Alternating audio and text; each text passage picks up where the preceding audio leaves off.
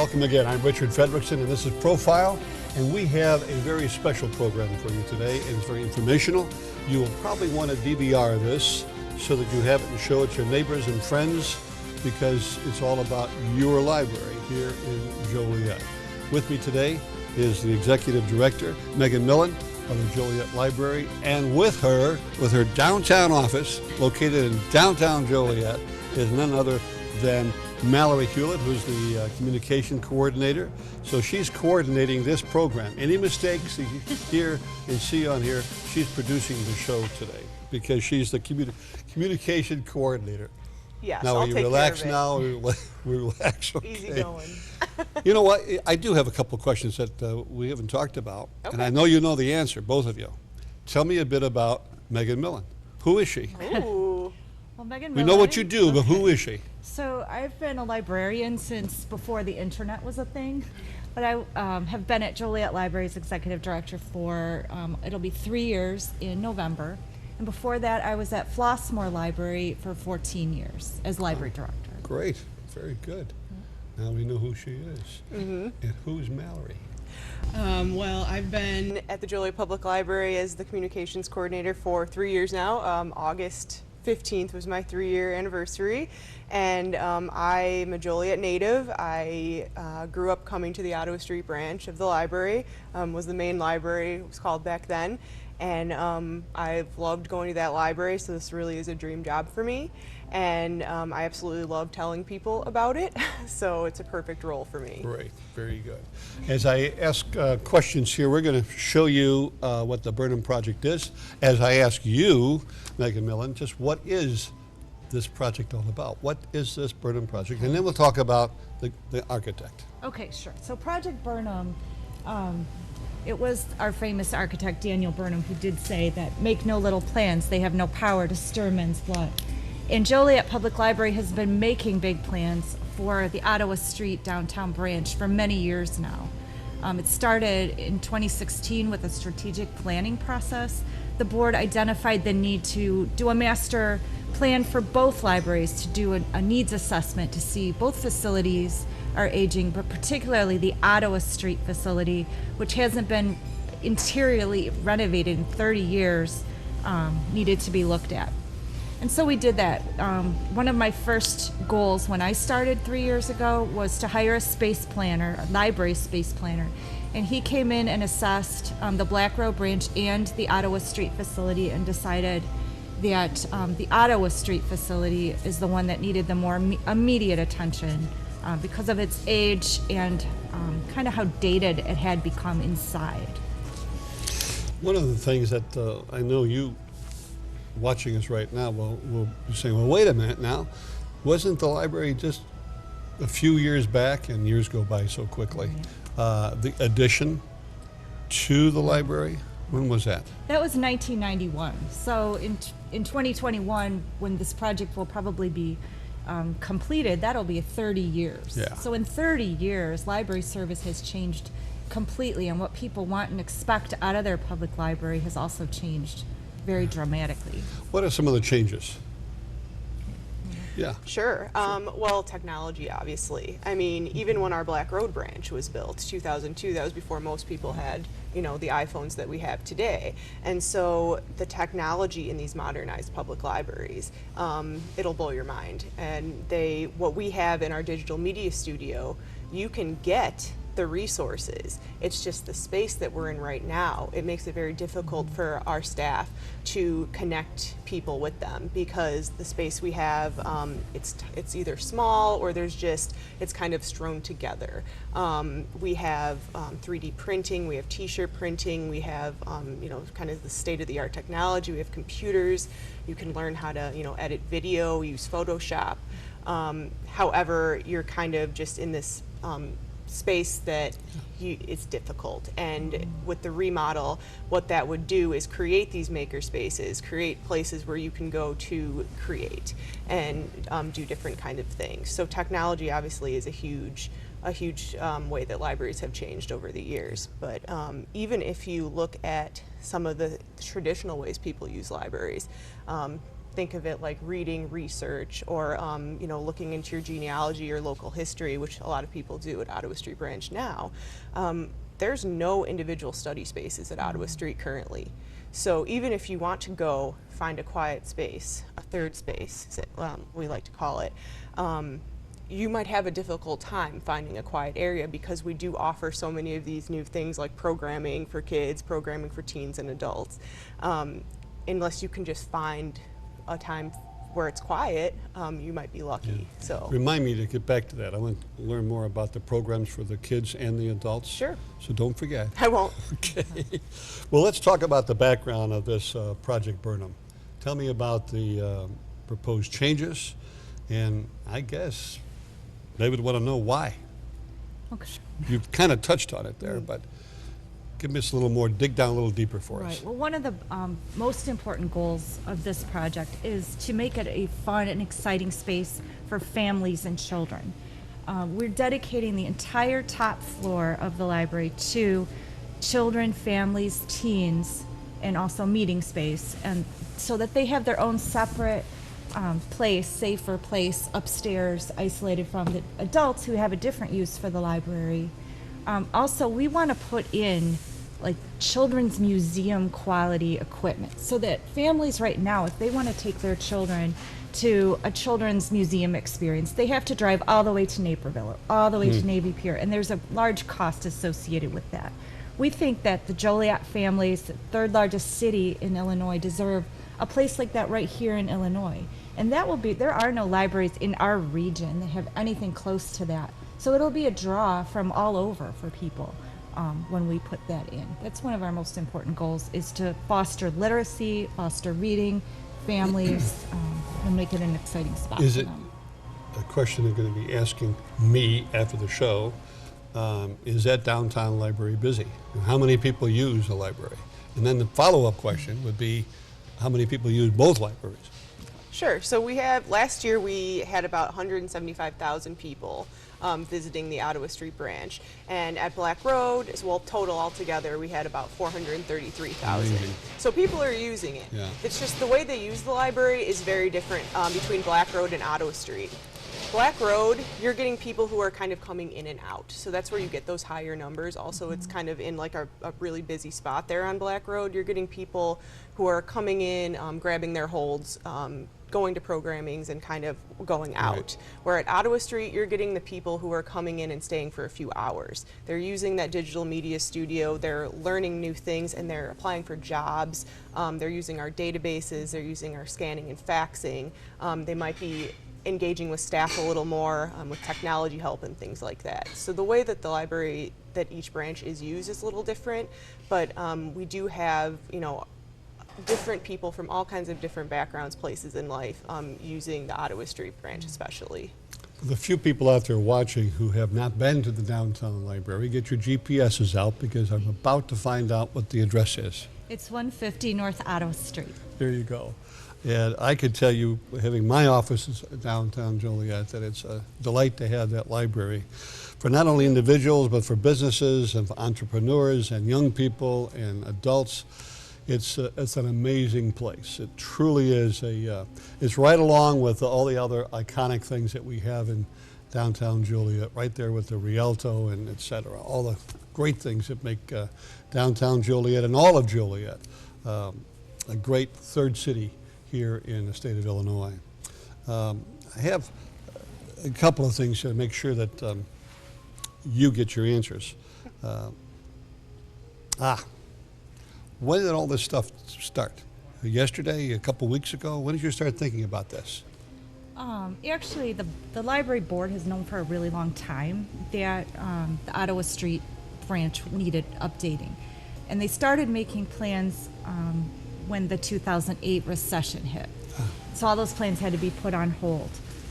But they didn't just abandon their obligation to take care of the building. Over the years, they've replaced the chiller, the roof, all of the windows, and one of the elevators.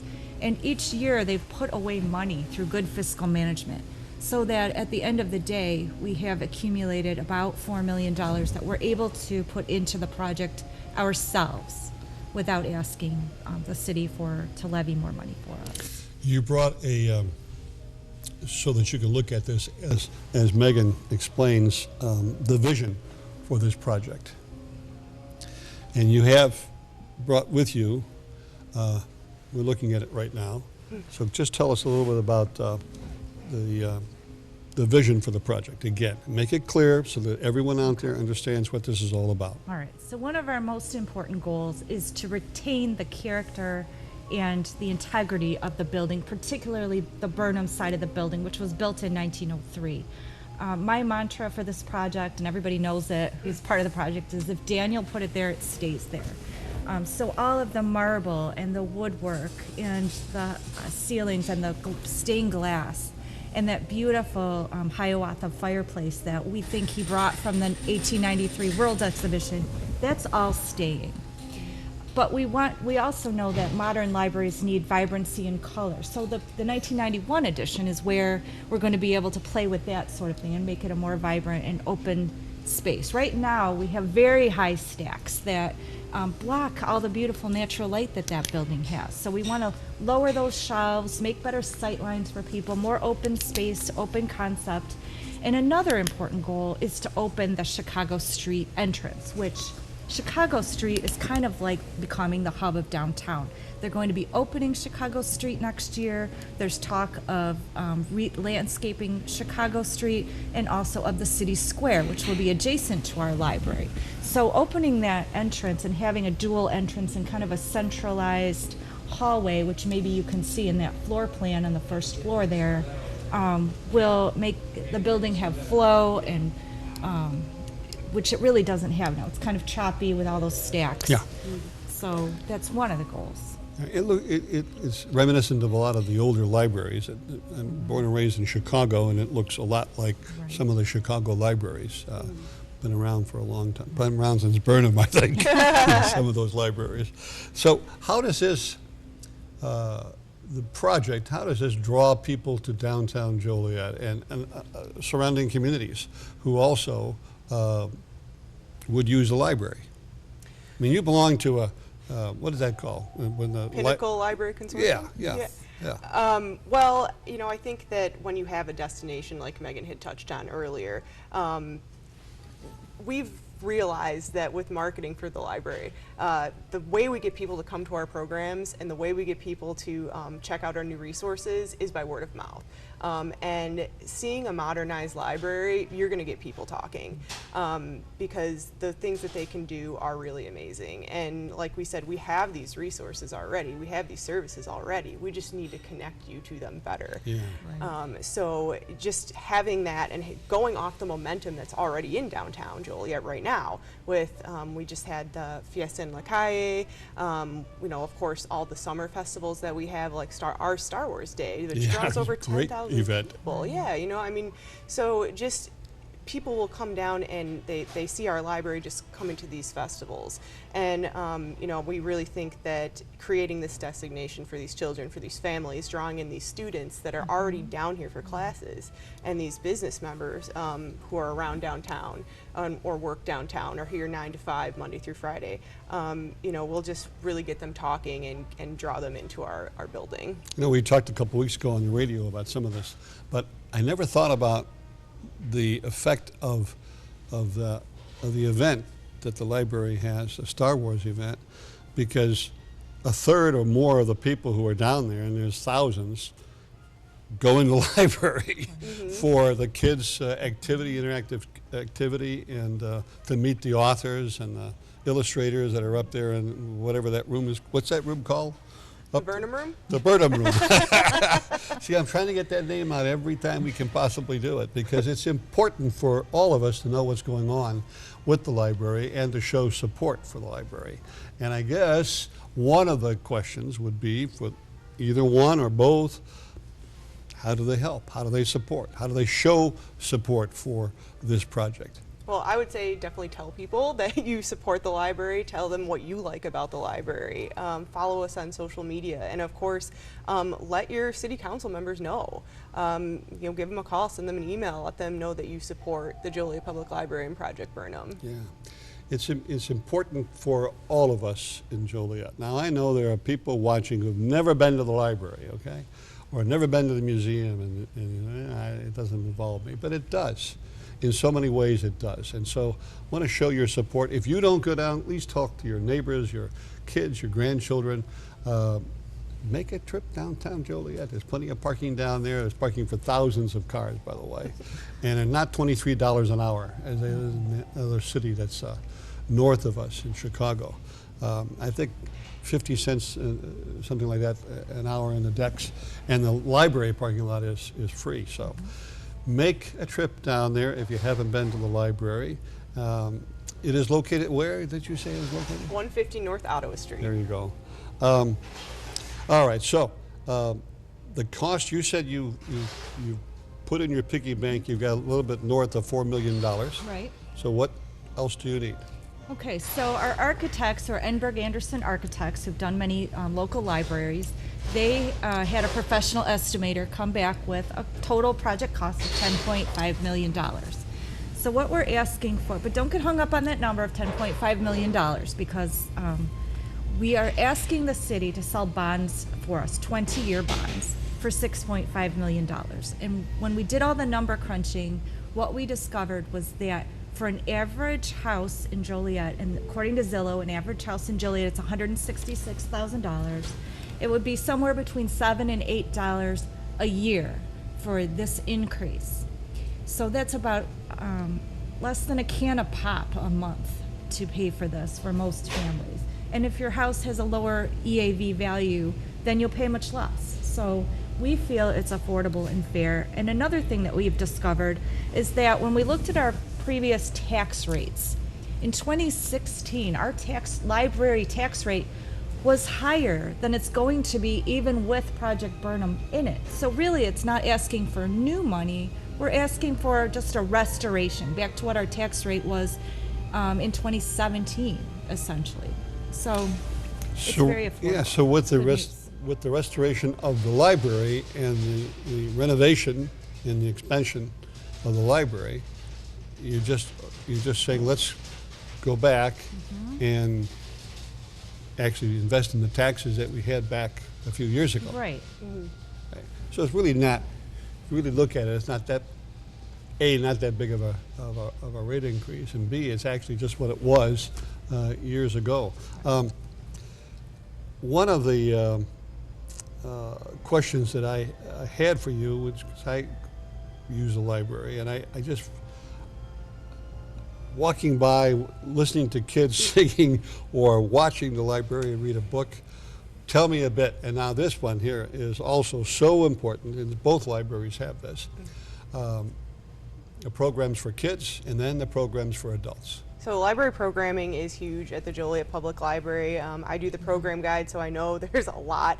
It's usually over 100 for the season. So right now we're in that fall season, and so we just got done doing some back to school programs, and coming up we'll go into some of our really popular programs for October, which is our Halloween Spooktacular at the Black Road Branch. We have over 100, maybe 200 people show up for that with their kids.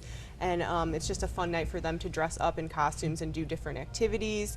And then we have a similar program at the end of October at the Ottawa Street branch called the Monster Mash with DJ Dre Lauren. And that's a DJ who, and also children dress up and come and they do activities. And so, these programs, because I had somebody ask me once, Star Wars Day, you have this parade, how does that get people excited about literacy? But it does, because it gets them inside the building, and they're seeing, this is really cool. It's a DJ at the library. What else can I do at the library? I just passed 3 displays of books. I'm going to grab one and take one home with me, or a handful home with me. So these programs are just really helpful, especially for the kids, because you're getting them in the library so young, and then it carries into adulthood.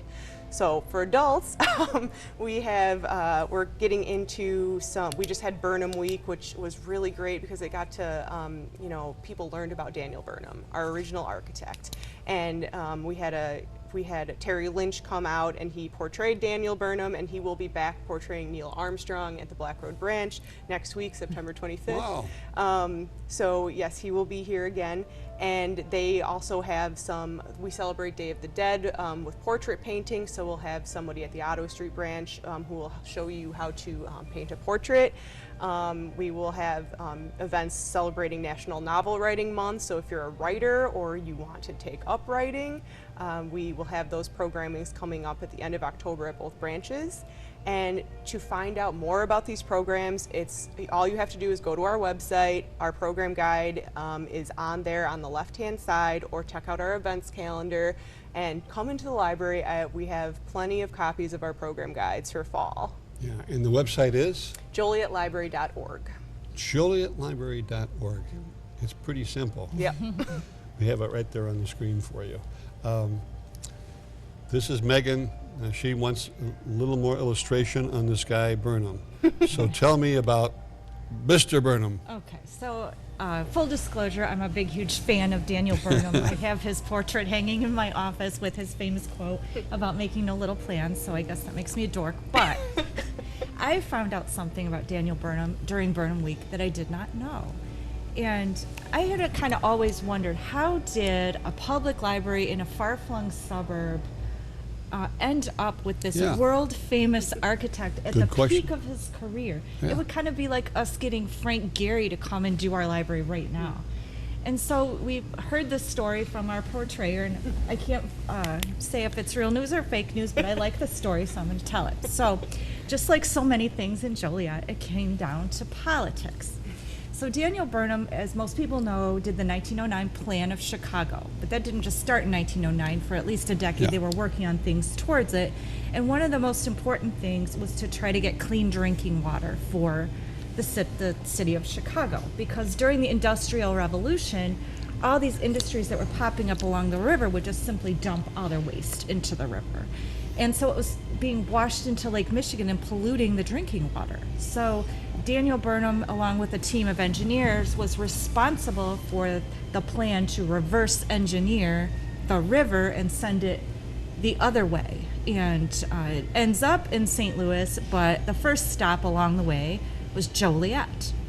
And so the Joliet politicians were not happy with this, all this waste and garbage coming at them, and were threatening lawsuits and whatnot. And so apparently the story goes, to placate Joliet, Daniel Burnham agreed to not only design the building, but to do it at a cut rate of pay. And so no lawsuits ensued, at least not from Joliet. We know that St. Louis did sue them. But that's supposedly how we got this beautiful, gorgeous building right in downtown Joliet. So now you know. So now you know. Let me follow up with the Star Wars thing and emphasize the fact that that whole event started out, I believe, to get little boys to read more, right? And it's been pretty successful. It worked, yeah, because they think, wow, you know, the library is cool. They like Star Wars, I like Star Wars, and guess what? We have tons of books about Star Wars. Yeah, and tons of books can be seen during the Star Wars events when either mom or dad may be holding them, but the little boy and the girls have got their books coming out of the library. You know, so Star Wars is probably one of the biggest, if not the biggest, crowd pleasers in so many different areas, not just for entertainment or information and education, because you've got vendors, you get that Lego people that come out there, you know. you wouldn't, I mean, the kids just love that. They just both sides of the table, sometimes inside, sometimes on the street, they're building stuff from the Legos. And there's other great vendors that are there as well. And of course, the library is out at our other events with book sales. I think they're at Kids Fest. You've been out there, so that folks know that the library is for you and yours. And once again, we're going to wrap things up here a little bit, but let's talk right directly to them. You want their assistance, their help, and support. Yes, absolutely. And the other thing, that's a secret, and you're going to hear it here. Well, first of all, Mallory talked about the 26th. It's coming up because we're taping the show a couple days last week. So it's coming up in a couple of days, or it may have already passed. But the 26th is a day that you're going to have what on you? Oh, Neil Armstrong. We're having Terry Lynch, who's portraying Neil Armstrong, on the 25th. There you go. Okay. Now, Here's a secret that I'm going to tell you about. It's a beautiful day today in the neighborhood, but in not too distant future, we have an event, well, a holiday. It's called Thanksgiving. But the day after is light up a holiday parade and festival. Lots of things happening at the library during that festival, and you can tell us a little bit about that. But the big secret is that Rudolph is back, right? Yes. So the deer is back, and you'll be able to, pet them and take photo ops and stuff there at the library for that. And that's a great parade and another opportunity for the kids to take advantage of the library. A lot of things happening. You don't have to go through all of them because Denise Alinsky has all that secret stuff that she probably... We have a craft and a magic show. Okay. And then, of course, the reindeer coming out. Yeah. We're so excited to have them back this year. Light Up the Holidays is my favorite event. So It's my favorite event as well. We've done about 20-some years of broadcasting that one. It's great fun. Thank you, ladies. Have I forgotten anything? We need to add something? For sure. I think so. All right. Well, then we're going to put Megan Millen on the spotlight right now as Executive Director, and you go ahead and ask those people to help and support us. Okay, this library is for all of you. Yep. You can show me any person in Joliet and they can say, there's nothing for me at the library, and I guarantee I can show them something that they didn't know was there that they would like, be it an audiobook or podcast, a 3D printer, a t-shirt. You can have a t-shirt made for free. So unlike sometimes when you say, oh, I don't want to pay for the schools because I don't have any children. From birth to death, there's something for everyone at Joliet Public Library. And we're looking to make an investment in one of the last limestone buildings in downtown Joliet and to build it back up. So we appreciate any support we can get, and we're very excited for all of you to see our renovated library when it's finished. Thank you. Well said. And as we leave you today, I want to thank the folks here at Al's Steakhouse for providing us the opportunity to visit with you today with the Joliet Library. And remember that Al's Steakhouse is a great place to come in for lunch, dinner, particularly on the weekends when there are buffets. And if it's just the two of you, or if your entire company comes by, or you have a family in, Al's Steakhouse is the destination for the restaurant to come by. I'm Richard Fredrickson, and we'll see you next time on Profiles.